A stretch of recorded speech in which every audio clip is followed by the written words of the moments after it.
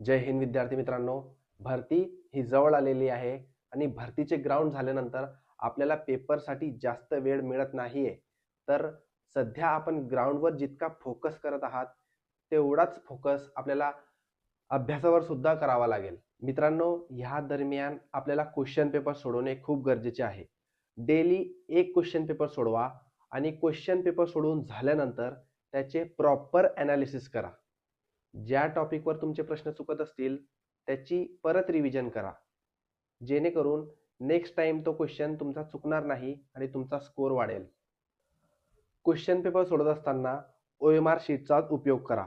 बऱ्याच वेळेस आपल्या हाताने सिली मिस्टेक्स होण्याची शक्यता असते. ते टाळण्याचा प्रयत्न करा, नाहीतर आपल्याला माहीतच आहे एका मार्काने आपली वर्षभराची मेहनत कशी पाण्यात जाते. तर प्रश्नाचे उत्तर सोडवल्यानंतर 1 सेकंद थांबा, खात्री करा आणि मग गोल करा. इथे मिस्टेक्स होण्याचे चान्सेस असतात. आपला एक जरी आन्सर फिल करताना खालीवरती झाला तर तो आपल्याला खूप महागात पडू शकतो आणि त्याच्यामुळे आपल्या पुढचे प्रश्न चुकण्याची शक्यता असते. सर्वात महत्त्वाचे म्हणजे क्वेश्चन पेपर सोडवत असताना साधारणतः 10 ते 12:30 ह्या वेळेच्या दरम्यान तुम्ही क्वेश्चन पेपर सोडवण्याची सवय लावा. कारण भरतीमध्ये आपला पेपर याच वेळेच्या दरम्यान असतो.